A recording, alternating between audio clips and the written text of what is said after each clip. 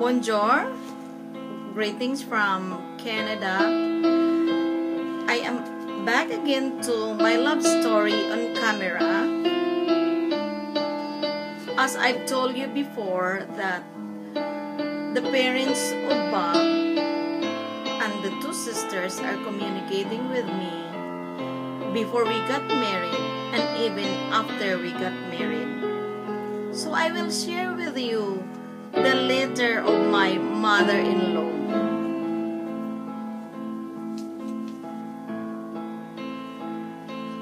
Dear Lorgie, what a lovely surprise to get your email this morning.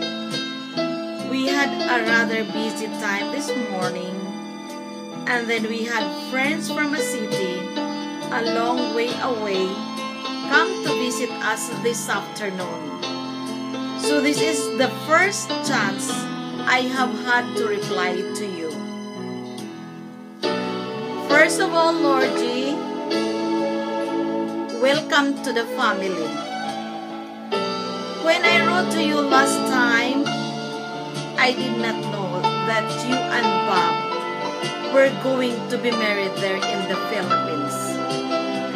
Although I certainly was half expecting it. Lorgie, I want to congratulate you on your command of English. It must be such a hard language to learn, and you have learned it very well. And thank you so much for the pictures you sent. Everyone looks so happy. You look very beautiful in your wedding finery, Lorgie, and we are looking forward so much to meeting you in person. It must be such a warm feeling to be so close to many relatives. I am going to write to you as one woman to another. Although I am 78 years old, I do remember very clearly what it was like to be young and in love. I met then when I was only 13 and he was 16.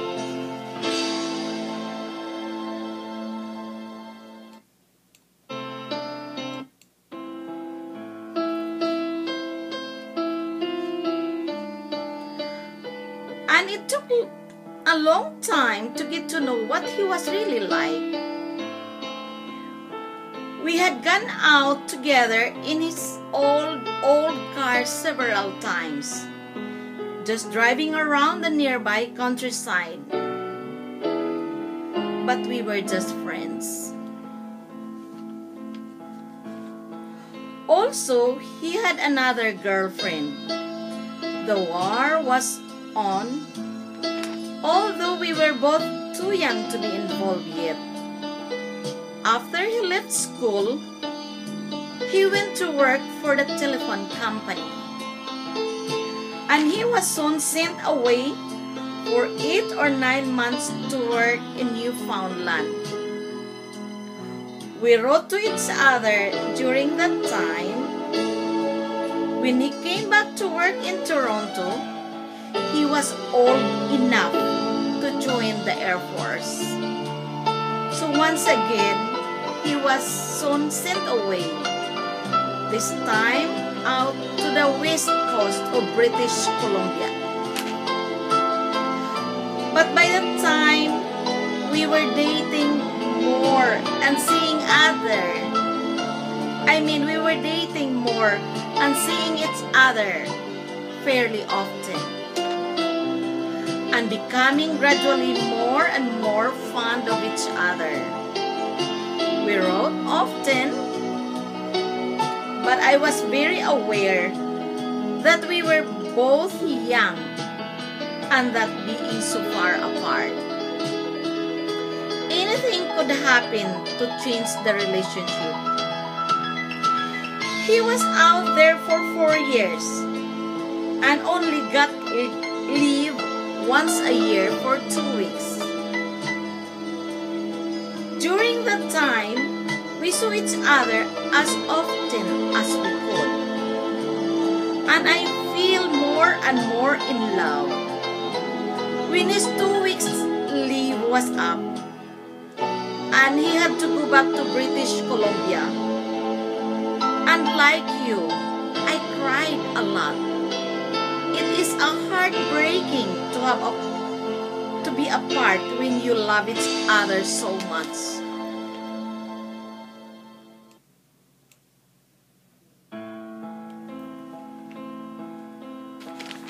The war lasted a long time, and he did not get home for good until 1946. He had no money, neither did I. He was very fortunate that he had begun working for the telephone company before when he was in the Air Force. Because when he finally got home again, the telephone company hired him on again, and at a much better wage. By then, we both knew that we wanted to marry, so we both began saving our money. Now comes the part that you may not understand yet. When he was in the Air Force and home on leave, we saw each other nearly every night. And we stayed up fairly late, trying to make most of our time together. When he came home for good, however, we were both working and having to get up early in the morning, so we could actually had less time together. We both had to get back to our homes earlier to get a good night's sleep for work the next day. It was not as glamorous as it has been. No one is at their best when they are tired, and he was often tired. And I suppose there were times when I was tired, and probably grumpy too.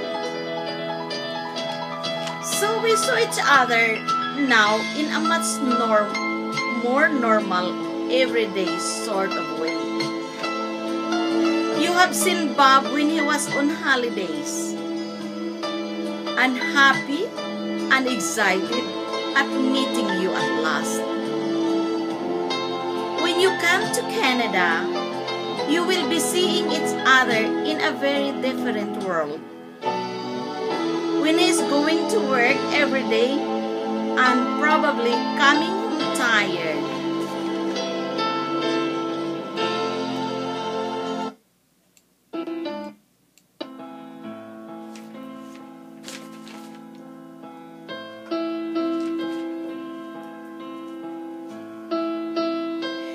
You will probably see him grumpy at times, but it doesn't matter.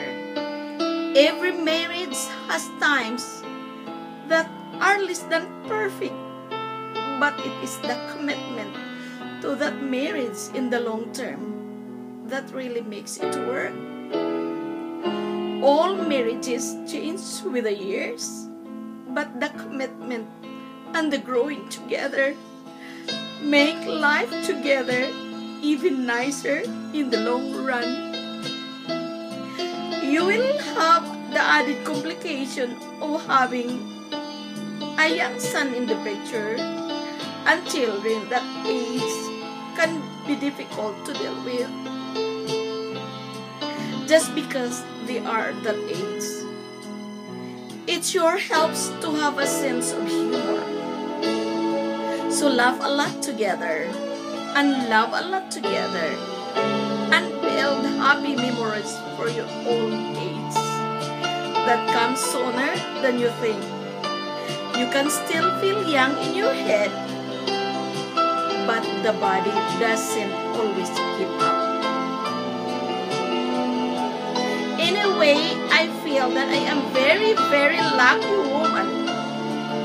I married the man I truly love, and he is still here with me, and we're still happy and in our own home together and have many happy memories together. So dear Lordzie, we wish you and Bob all the happiness possible, with long life and good health along the way.